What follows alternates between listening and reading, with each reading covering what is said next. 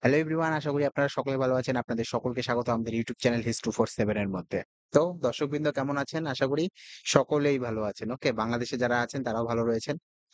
সকলকে প্রণাম জানাচ্ছি। কেন প্রণাম জানাচ্ছি? কারণ আমি যখন আজকে আমার ইউটিউব চেক করছিলাম, সেখানে আমি দেখলাম যে আমার যে চ্যানেল রয়েছে সেই চ্যানেলে যারা ভিডিও দেখে তারা বেসিক্যালি আমার থেকেও বেশি বয়সের। ওকে?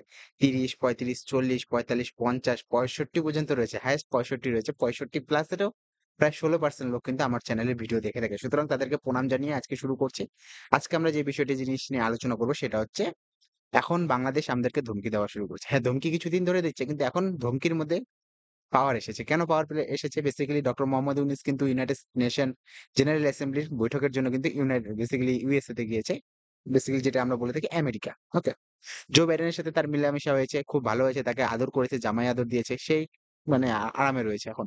এখন যে জিনিসটা রয়েছে তারপরে জো বাইডেনের সাথে যখন দেখা করেছে, তারপরে যার সাথে দেখা করেছে তার নাম হচ্ছে বিল ক্লিনটন।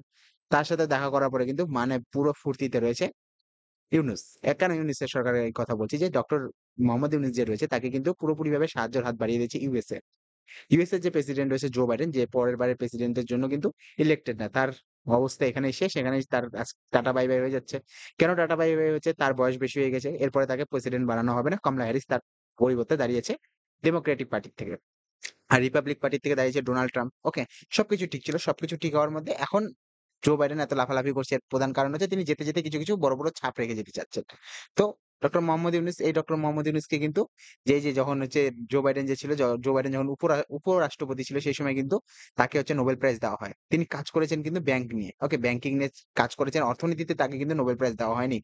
তাকে নোবেল প্রাইজ দেওয়া হয়েছে শান্তির নোবেল প্রাইজ। আপনি ভাবুন বাংলাদেশে কি তিনি কোনদিন শান্তি এনেছেন? নাকি মিডল ইস্টে গিয়ে কোন দেশে শান্তি এসেছেন? সিরিয়া, ইরাক, ইরান এমন দেশে শান্তি এনেছেন। কোথাও আনেননি কিন্তু তাকে দেওয়া হয়েছিল। মানে একে কত বছর ধরে পুষিয়ে রেখেছে যে আমেরিকানদের মধ্যে ধৈর্যটা কতটা বেশি সেই জিনিসটা কিন্তু এর দ্বারা প্রকাশ হয় যে একজন ব্যক্তিকে এত বছর ২০০৬ সাল থেকে কিন্তু পুষিয়ে রেখেছে এরা। রাখতে এখন গিয়ে বাংলাদেশে তাদেরকে ইমপ্লিমেন্ট করা হয়েছে। ইমপ্লিমেন্ট করার পরে কিন্তু জো বাইডেন বলেছে, "বাহ!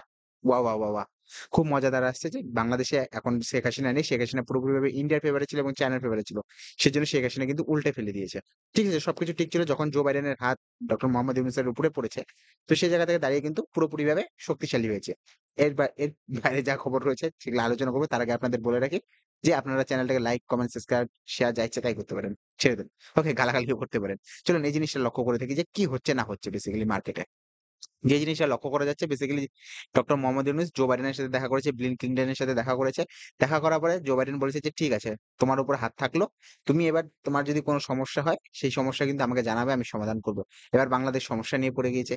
বাংলাদেশ এখন ইন্ডিয়াকে ধমকি দিচ্ছে। কি ধমকি দিচ্ছে? বলছে যে রিভার শেয়ারিং যে ওয়াটার শেয়ারিং রয়েছে বেসিক্যালি প্রত্যেকটা নদীর সাথে যে ওয়াটার শেয়ারিং করে থাকি আমরা বাংলাদেশের সাথে, সেই যে শেয়ারিং এর যে ডাটা, সেই ডাটা কিন্তু এখন দিতে হবে। কোন ডাটা দিতে হবে? যে প্রত্যেকটা নদীর মধ্যে কত জল রয়েছে সেটা বন্যার সময় কত জল থাকে, বর্ষার সময় কত জল থাকে, গরমের সময় কত জল থাকে, যখন ভাটা থাকে।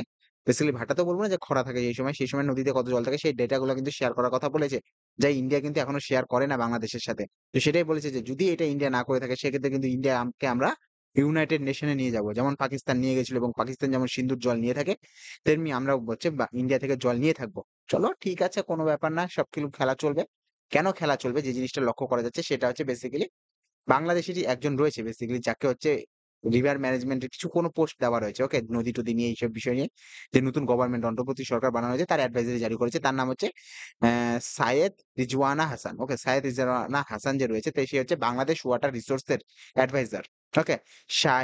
সায়েদা রিজওয়ানা হাসান। চলো ঠিক আছে, যেকোনো নামই হোক না কেন সে বিষয় নিয়ে আমরা কথা বলতে চাই না। তো তিনি বেসিক্যালি কি বলছে? তিনি একটু বেশি লাফালাফি করছে। লাফালাফি এর জন্য করছে যে ইন্ডিয়ান মিডিয়াতে এটা নিয়ে কথাবার্তা হচ্ছে যে এই সুন্দরীর নামই শায়দা রিজওয়ানা হাসান হয়তো।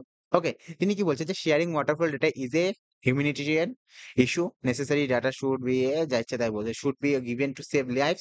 Bangladeshi claims will be made clearly and strongly. ও ঠিক আছে, কোনো ব্যাপার না। এইসব কথাবার্তা বলেছে। ওকে? সেইসব কথাবার্তা নিয়ে আসছি না। তিনি মেইন বক্তব্য রাখতে চাচ্ছে যে আমাদের জল লাগবে। ওকে? আপনারা যদি জল না দেন এটা আমরা ক্লিয়ারলি এবং স্ট্রংলি ভাবে বলছি, শক্তিশালীর সাথে বলছি যে আমাদের জল লাগবে। আপনারা যদি জল দিতে না চান এবং ডেটা যদি আমাদের সাথে শেয়ার না করেন সেক্ষেত্রে কিন্তু আমরা কোথায় যাবো? ইউনাইটেড নেশনে যাবো। কারণ আমেরিকার হাত আমাদের উপর রয়েছে। তো চলুন সেই বিষয়ে সবকিছু ঠিক ছিল। এরপরেই একটা খবর আসে সেটা হচ্ছে ইনভেস্টমেন্ট। পাকিস্তান ইনভেস্টমেন্ট করছে বাংলাদেশে। মানে বাপ ছেলেকে টাকা দিচ্ছে। কিভাবে টাকা দিচ্ছে? যেই বাপের কাছে মানে চুল্লু খাওয়ার টাকা নেই। সরি এরকম কথা বলা উচিত নয়। ওকে? বাজে ভাষা ইউজ করা উচিত না। কেন ইউজ করা না? ছেড়ে দিন এইসব কথা। কিন্তু এইটা কথা কিন্তু হাসি পাচ্ছে যে পাকিস্তান যার কিন্তু লোনের যে সুদ রয়েছে সেই সুদের টাকা দিতে পারে না। সে ১ম এ চায়না থেকে লোন নেয়। চায়নার লোন শোধ করার জন্য সে সৌদি আরব থেকে লোন নেয়। সৌদি আরবের লোন চুকানোর জন্য তিনি কিন্তু IMF এর কাছ থেকে লোন নেয়। সেই পাকিস্তান কিন্তু এখন বলছে বাংলাদেশে কি করবে? ইনভেস্টমেন্ট করবে। আর বাংলাদেশীরা এটাতেই খুশি হয়ে গেছে যারা কট্টরপন্থী ইসলামিক কট্টরপন্থীরা রয়েছে তারা কিন্তু পুরোপুরিভাবে এটাতে খুশি। তারা কিন্তু এটাতে আনন্দিত হয়েছে। কেন আনন্দিত হয়েছে? পাকিস্তান তাদের যে বাবা সে কিন্তু ইনভেস্টমেন্ট করছে বাংলাদেশের ভিতরে। চলুন সেই বিষয়ে আমরা কথা বলব। এখন যেহেতু সাপোর্ট পেয়েছে কথাবার্তা চলবে। এবার বেসিক্যালি বাংলাদেশ কি বলছে যে বাংলাদেশের মেইন দাবি যেটা হচ্ছে বাংলাদেশের সাথে কিন্তু মনমোহন সিং এর একটা এগ্রিমেন্ট হয়েছিল। এগ্রিমেন্ট হয়েছিল ২০১১ সালে। তিস্তা নদীর এগ্রিমেন্ট। ওকে তিস্তা জল নিয়ে কিন্তু এগ্রিমেন্ট হয়েছিল। সেই সময় এগ্রিমেন্টের সময় কিন্তু এই এগ্রিমেন্টটা কমপ্লিট হতে পারেনি একজনের কারণে সেটা হচ্ছে আমাদের যে ম্যাডাম রয়েছে, আমাদের ম্যাডাম কে রয়েছে? মমতা ব্যানার্জি। ওকে? পশ্চিমবঙ্গের চিফ মিনিস্টার যে রয়েছে মুখ্যমন্ত্রী সরি হ্যাঁ? মুখ্যমন্ত্রী রয়েছে মমতা ব্যানার্জি। মমতা ব্যানার্জি বলেছে, "না আমরা এই জিনিসটাকে মানি না।" কারণ আমাদের যে জল রয়েছে, সে নদী যে রয়েছে, নদী কিন্তু কেন্দ্র সূচি এবং রাজ্য সূচি দুটোর মধ্যে পড়ে থাকে। ডিসিশন কিন্তু দুজনকে নিতে হবে। সো সেক্ষেত্রে কেন্দ্র সরকার রাজি হইলেও কিন্তু মমতা ব্যানার্জি রাজি হয়নি। এবার রাজি যেহেতু হয়নি সেক্ষেত্রে কিন্তু এই জিনিসটা কমপ্লিট হয়নি। যে তিস্তার জলের যে চুক্তিটা রয়েছে সেটা চুক্তি হয় এটা কমপ্লিট হয়নি। কেন হয়নি? মমতা ব্যানার্জি বলেছিল যে যদি আমরা তিস্তার জল দিয়ে দিই, কাকে দিয়ে দিই? বাংলাদেশকে দিয়ে দিই। সেক্ষেত্রে যে দক্ষিণবঙ্গ রয়েছে বেসিক্যালি আমাদের যে পশ্চিমবঙ্গের যে দক্ষিণ দিকটা রয়েছে সেই দক্ষিণবঙ্গতে কিন্তু জলের অভাব দেখা যাবে এবং দক্ষিণবঙ্গে আমরা মেনে থাকি যে বেসিক্যালি কলকাতা এবং বাকি বেসিক্যালি জেলাগুলো রয়েছে সেই জেলাগুলো কিন্তু জল পাবে না। তো সেই জায়গা থেকে দাঁড়িয়ে যে জিনিসটা লক্ষ্য করা যাচ্ছে পুরোপুরিভাবে কিন্তু এই ডিলটা কিন্তু ক্যানসেল হয়ে গিয়েছিল। এরপরে যে জিনিসগুলো আমরা লক্ষ্য করতে পারছি যে শেখ রিজওয়ানা হাসান যেটা রয়েছে তিনি এটা কোথায় বলেছেন? তিনি এটা বলেছেন বেসিক্যালি একটা সেমিনারের মধ্যে। সেমিনার হচ্ছিল সেমিনারে তাকে কথা মানে প্রশ্ন করা হয় সেক্ষেত্রে তিনি বলেন যে ভারত যদি এই জলের যে ডেটা রয়েছে কিংবা জল যদি আমাদেরকে দিতে না চায় সেক্ষেত্রে কিন্তু আমরা এটা স্ট্রংলি ভাবে এটা কিন্তু নেগোসিয়েশন করার চেষ্টা করব এবং আমরা পুরোপুরিভাবে কিন্তু ইউনাইটেড নেশনে যাওয়ার চেষ্টা করব।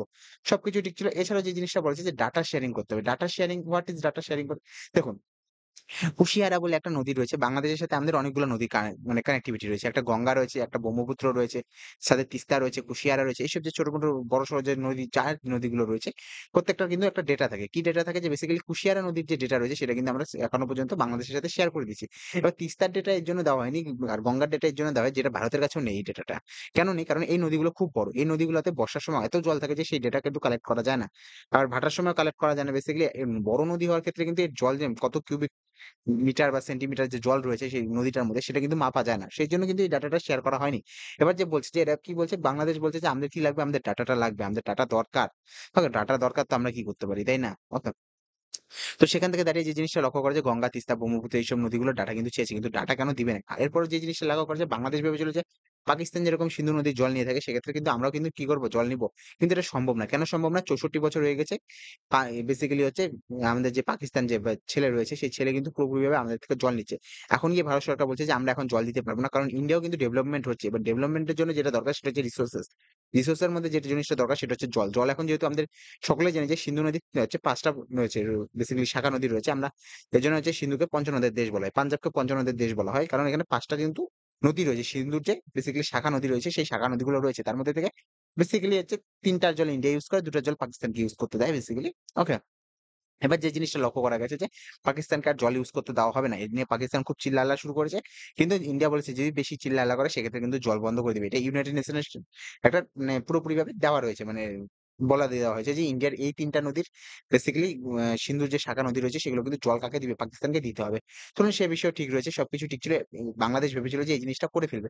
কিন্তু এটাও মনে রাখতে হবে বাংলাদেশকে কেন মনে রাখতে হবে যে আমরা কিন্তু উজানের দেশ। উজান বলতে বেসিক্যালি আপনারা যে বাংলাদেশের ভাষায় যারা দেখছেন যে তারা বলে থাকেন যে কেউ উজানের দেশ, ভাটা দেশ। উজান বলতে উঁচু মানে আপস্ট্রিম। আমরা আপস্ট্রিম এ থাকি, ওরা ডাউনস্ট্রিম এ থাকে। তো সুতরাং আমরা যা ইচ্ছে তাই করতে পারি কিন্তু। যে উপর থেকে যদি জল ছাড়া হয় সেক্ষেত্রে কিন্তু ডুবে যায় কিন্তু বাংলাদেশ বারবার। তো সেক্ষেত্রে আমাদের সাথে সম্পর্ক ভালো রাখা উচিত। কিন্তু অসময়ে জল ছাড়লে কিন্তু সমস্যার সৃষ্টি হবে। এই জিনিসটা নিয়ে আলোচনা করছে।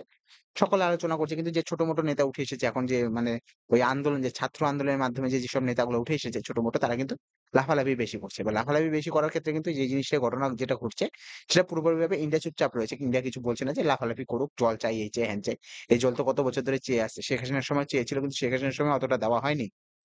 এর জন্য দেওয়া হয়নি বেসিক্যালি জল দিলে কিন্তু পশ্চিমবঙ্গ যে আমরা যেটা অর্থনৈতিক যে গোটা ভারতবর্ষের মধ্যে কয়েকটা যদি বড়, বড় শহর গণনা করা হয় সেক্ষেত্রে একটা বড় শহর হচ্ছে কলকাতা। কলকাতা এবং তার চারপাশে যে অঞ্চলে যে জলগুলো রয়েছে সেই অঞ্চলগুলোতে জল সরবরাহ করতে কিন্তু প্রচুর জল লাগে। সেখানে চাষাবাদ হোক, যেকোনো কাজের জন্য। সেজন্য কিন্তু আমরা বাংলাদেশকে জল দিতে পারি না। তো ভবিষ্যতে বাংলাদেশ কি করে না করে সে বিষয় নিয়ে আমরা আলোচনা করব। কিন্তু এগুলো ছাড়া উচিত। ওকে চলুন দেখা হবে আপনাদের সাথে অন্য একটা ভিডিওতে। আপনারা সুখী থাকবেন। ভালো থাকবেন। চ্যানেল লাইক, কমেন্ট, সাবস্ক্রাইব করবেন। দেখা হবে অন্য একটা ভিডিওতে। Have a good day. Bye, by.